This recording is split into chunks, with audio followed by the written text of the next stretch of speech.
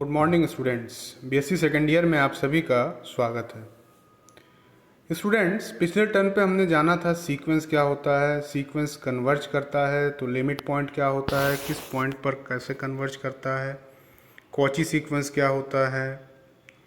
फिर हमने जाना मोनोटोनिक सीक्वेंस क्या होते हैं, मोनोटोनिक इंक्रीजिंग सीक्वेंस क्या होते हैं, मोनोटोनिक डिक्रीजिंग सीक्वेंस क्या होते हैं। इसी क्रम में हम आज नए चैप्टर की शुरुआत कर रहे हैं, लिमिट कॉन्टिन्यूटी एंड डिफरेंशियबिलिटी। जिसमें से लिमिट कॉन्टिन्यूटी को हम पहले जानेंगे, फिर हम डिफरेंशियबिलिटी की बात करेंगे। ये सारी चीज़ें स्टूडेंट्स हम सब रियल नंबर्स पे पढ़ रहे हैं, तो रियल नंबर्स पे लिमिट और कॉन्टिन्यूटी डिफरेंशियबिलिटी को समझेंगे। इससे पहले हमें रियल वैल्यूड फंक्शन को जानना होगा। तो रियल वैल्यूड फंक्शन होता क्या है स्टूडेंट्स? होता क्या है, जब आप मैपिंग करते हैं, मान लीजिए यहाँ से ये आप मैपिंग किए,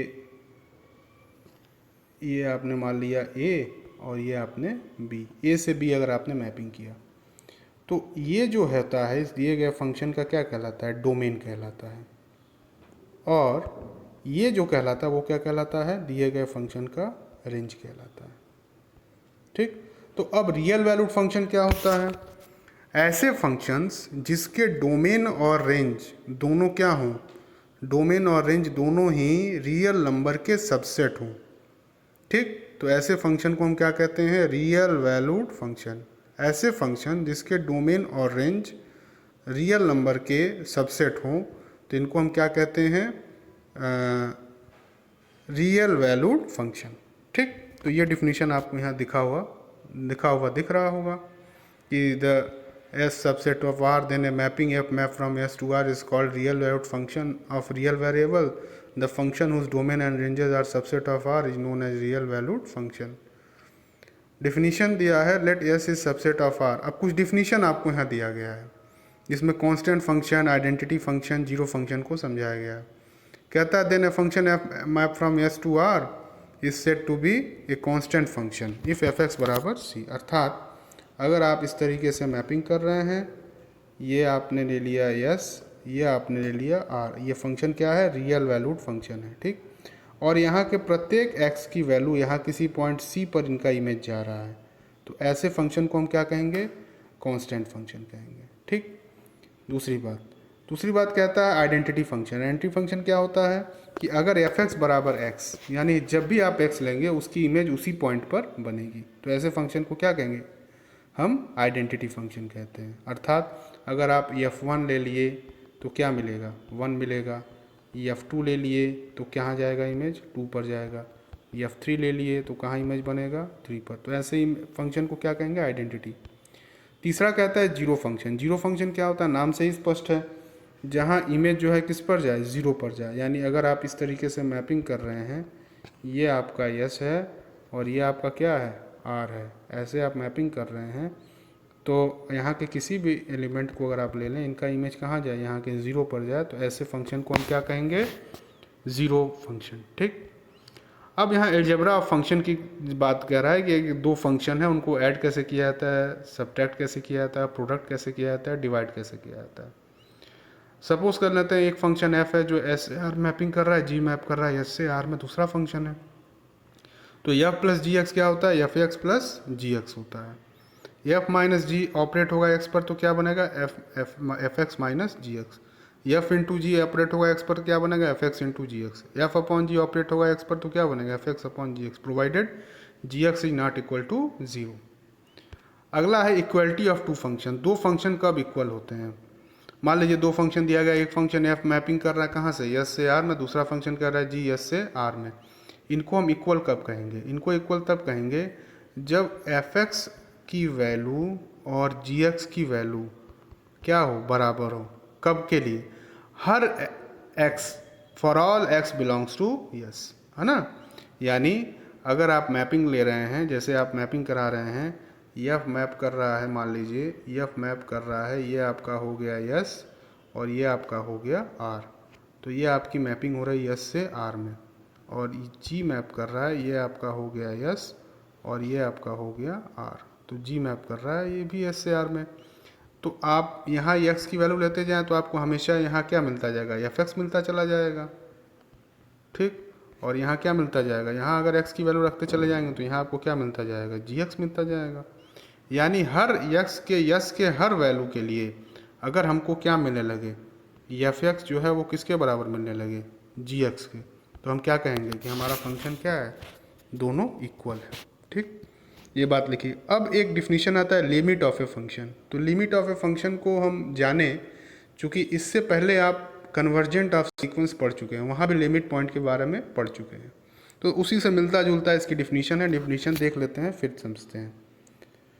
कहता है let F is a real valued function with domain S and A is limiting point of S, then the function F x is said to be tend to the limit L, यानी एफ एक्स किस पर जाएगा, L पर, as X tends to A, X किस पर tend करेगा, ए पर, provided for an arbitrary epsilon greater than 0 there exists delta greater than 0 such that mod fx minus l is less than epsilon and x minus a is less than delta. Symbolically we write limit x tending to a of x बराबर l। इसको समझते हैं।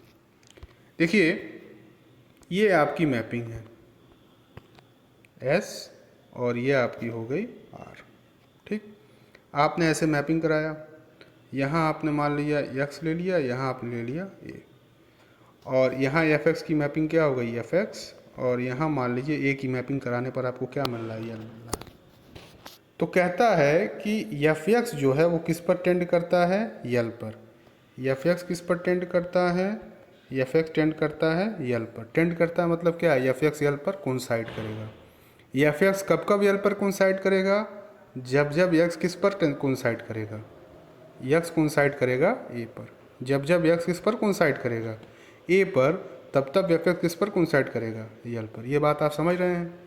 तो हमने क्या ले लिया, हमने एक एप्सिलॉन ले लिया और एक क्या ले लिया, डेल्टा ले लिया। और हमने लिख कैसे दिया इस डिफिनीशन को, हमने डिफिनीशन को इस तरह से लिखा कि ये तभी एफ एक्स यल पर कन्वर्ज करेगा जब हमको एक एप्सिलॉन डेल्टा ऐसा मिले कि mod of F x minus L की जो डिस्टेंस है वो क्या हो, इतनी छोटी हो कि एक आर्बिट्ररी पॉजिटिव नंबर एप्सिलॉन से छोटी हो। और ये तभी होगा जब यक्स किस पर टेंड करे, या यक्स किस पर कोइंसाइड करे, ए पर, यानी मॉड एक्स माइनस ए की डिस्टेंस क्या हो, डेल्टा से छोटी होगी। ये डिफिनीशन आपको यहाँ लिखी हुई दिख रही होगी, mod F x minus L is less than epsilon provided x minus A is less than delta. और इसको हम इस तरीके से लिख सकते हैं, limit x tending to A F X बराबर L. Right hand limit, right hand limit क्या होता है, राइट हैंड लिमिट कहता है कि the function F x is said to be tend to limit L as X tending to A from right if for an arbitrary epsilon greater than there is delta such that f x minus L is less than epsilon. देखिए ये होता क्या, आपने limit की परिभाषा देखा। अब ये हो क्या रहा है कि एफ एक्स किस पर कन्वर्ज कर रहा है, या लिमिट कर रहा है किस पर, यल पर। अब मान लीजिए ये आपका एक्स है, ए है, ठीक।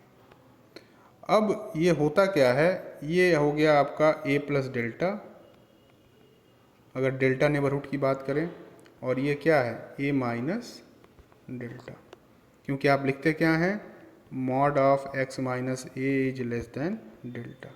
ठीक, तो ये आपका हो गया ए प्लस डेल्टा और ये आपका एक्स।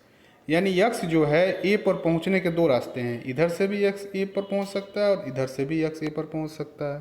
ठीक, तो अब बस यहीं से हमको लेफ्ट हैंड लिमिट और राइट हैंड लिमिट की डिफिनीशन मिल जाती है। अगर एक्स जो है अप्रोच करता है ए पर, किधर से, राइट से, तो हम इसको क्या कहेंगे, इसी लिमिट को राइट हैंड लिमिट। और अगर एक्स ए पर अप्रोच करता है लेफ्ट से, तो इसी लिमिट को हम क्या कहेंगे, लेफ्ट हैंड लिमिट। समझ में आ गई बात। अगर एक्स ए पर अप्रोच करता है राइट से तो राइट हैंड लिमिट, और अगर एक्स ए पर अप्रोच करता है कहाँ से, लेफ्ट से, तो लेफ्ट हैंड लिमिट। और ये एक्स आप देख रहे हैं, यही कंडीशन जब आप इस मॉड को ब्रेक करेंगे तो आपको क्या मिलेगा, X is less than equal to A plus delta and greater than equal to A. ऐसे आप ब्रेक करेंगे तो इसको ऐसे लिख सकते हैं, x is less than equal to A plus delta and less than equal to greater than equal to a minus delta. ठीक, तो इस तरीके से इसको आप समझ सकते हैं कि अगर x इधर से अप्रोच करेगा तो राइट हैंड लिमिट, अगर x इधर से अप्रोच करेगा a पर तो लेफ्ट हैंड लिमिट। ठीक, बाकी डिफिनीशन वैसे ही रहती है। तो ये डिफिनीशन आपके सामने लिखा हुआ दिख रहा होगा। The function F x is set to tend to the limit L as x tend to A from the right if for an arbitrary epsilon delta such that mod F x minus L is less than epsilon provided X is less than A plus delta and greater than A. और इसको हम लिखते कैसे हैं, F A plus zero मतलब ए से बड़ा, और कैसे, limit s tending to zero a plus h बराबर यल, ये राइट हैंड लिमिट हो गया। इसी तरीके से लेफ्ट हैंड लिमिट, इसमें क्या होगा, डिफिनीशन तो वही रहेगी, केवल एक्स किस पर अप्रोच करेगा, ए पर लेफ्ट से।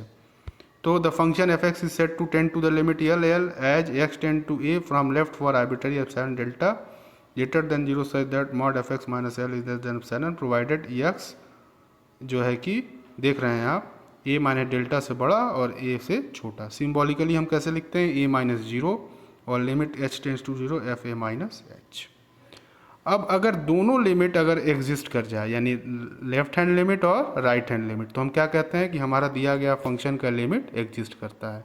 तो यहाँ लिखा गया है फ्रॉम बोथ द इक्वेशन, अगर right hand limit left hand limit अगर बराबर है और वह यल के बराबर है तो कहा जाता है कि फंक्शन क्या है, उसका लिमिट एग्जिस्ट करता है। अब हम कॉन्टीन्यूटी की थोड़ा सा चर्चा कर लें। कॉन्टीन्यूटी क्या होता है, यहाँ पढ़ते हैं कॉचीज डिफिनीशन ऑफ कॉन्टीन्यूटी।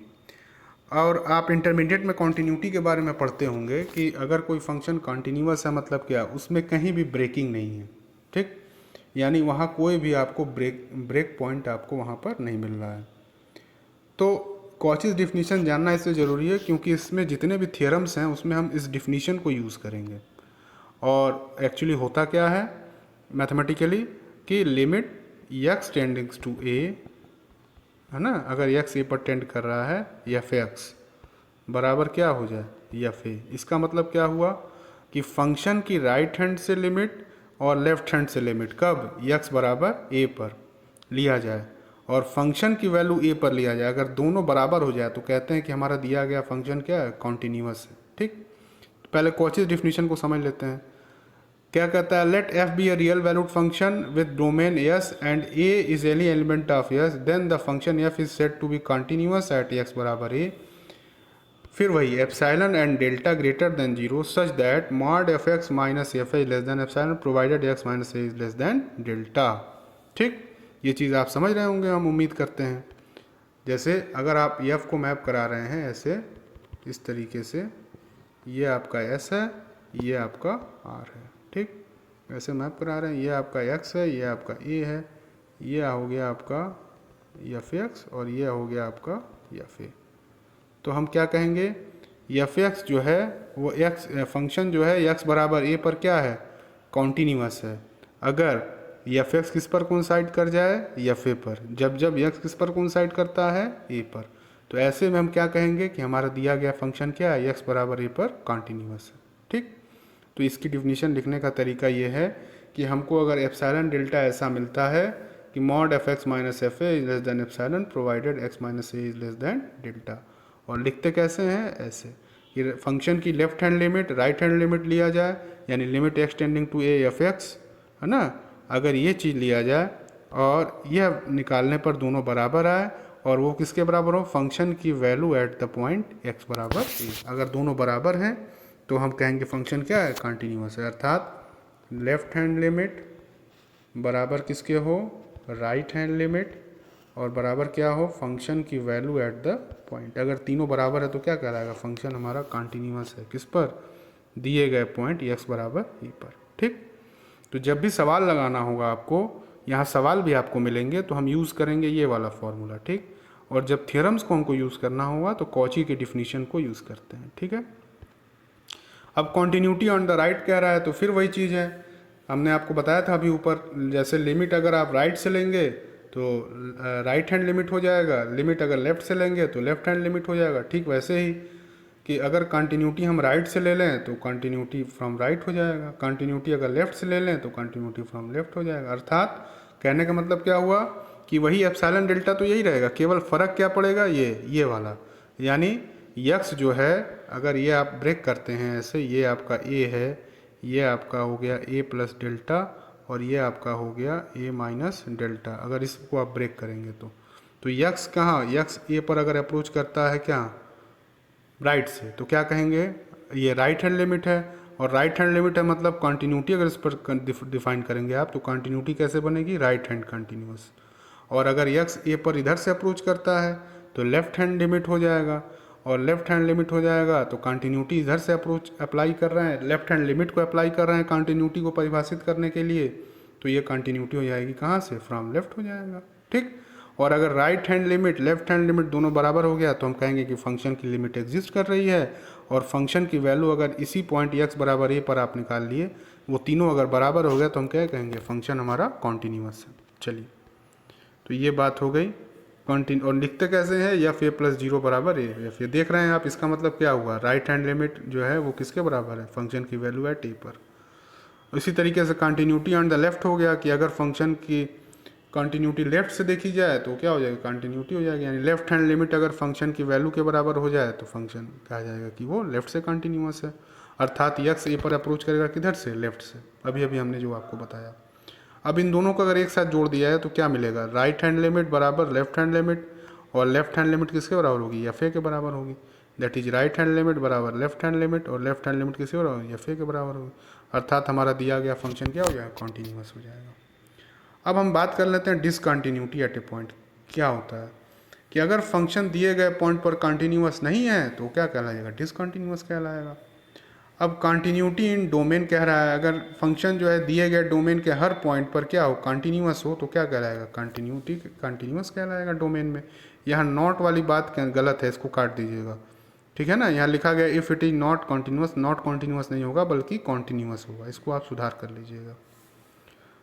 इसके बाद कहता है continuity on close interval. Close interval में कैसे कंटिन्यूटी को डिफाइन करते हैं, जैसे हमने क्लोज इंटरवल ए बी में अगर हमको लेना हो तो क्लोज इंटरवल ए बी, जैसे आप मैपिंग कर रहे हैं इस तरीके से, ये आपका हो गया यस, ये आपका हो गया आर, और ये आपका हो गया क्लोज इंटरवल ए बी। ठीक है, इसमें आप डिफाइन कर रहे हैं। तो ऐसे अगर डिफाइन करते हैं तो क्या होता है, पहली चीज़ कि वो जो है कंटिन्यूअस होना चाहिए किसके, ओपन इंटरवल ए और बी के हर पॉइंट में। अर्थात ये अगर आपका ए है, ये आपका अगर बी है, ऐसे आप समझ लीजिए। पहली चीज़ कि ए और बी के बीच के हर पॉइंट पर कंटिन्यूअस होना चाहिए। दूसरी चीज़, ए पर कंटिन्यूअस होना चाहिए राइट से, और बी पर कंटिन्यूअस होना चाहिए लेफ्ट से। अगर इतनी बातें हैं तो हम कहेंगे कि फंक्शन क्या है, कंटिन्यूअस है किस पर, दिए गए क्लोज इंटरवल ए बी पर। ठीक, ए पर कंटिन्यूअस होगा राइट से, बी पर कंटिन्यूअस होगा लेफ्ट से, और ए और बी के बीच के हर पॉइंट पर क्या होगा, कॉन्टीन्यूअस होगा। तो कहा जाएगा फंक्शन क्या है, क्लोज इंटरवल ए बी पर कॉन्टीन्यूअस है। अब इस पर कुछ थ्योरम्स हैं, उन देख लेते हैं। जिसमें पहला थ्योरम दिया गया है कि f map from h to r be continuous at x बराबर ए, देन पहला नंबर के एफ इज ए कॉन्टीन्यूअस, यानी अगर एफ कॉन्टीन्यूअस होगा तो इसमें किसी चीज़ का मल्टीप्लाई कर दें के से, तो के एफ भी क्या हो जाएगा, वो भी कॉन्टीन्यूअस हो जाएगा। दूसरी चीज़, अगर एफ कॉन्टीन्यूअस है तो एफ का स्क्वायर कर दें तो एफ स्क्वायर भी कॉन्टीन्यूअस हो जाएगा। तीसरी चीज़, अगर एफ कॉन्टीन्यूअस है तो मॉड एफ भी कॉन्टीन्यूअस हो जाएगा। और चौथी चीज़, अगर एफ कॉन्टीन्यूअस है तो 1/f भी उसी पॉइंट पर कॉन्टीन्यूअस हो जाएगा। तो ये कुछ इंपॉर्टेंट थ्योरम्स हैं, इनका प्रूफ हम आगे के लेक्चर्स में देखेंगे। आप सभी ने इतना ध्यानपूर्वक सुना, इसे आप नोट कर लें। इसके आगे के लेक्चर्स हम आगे देखेंगे इसके आगे। अभी के लिए इतना ही। Thank you very much.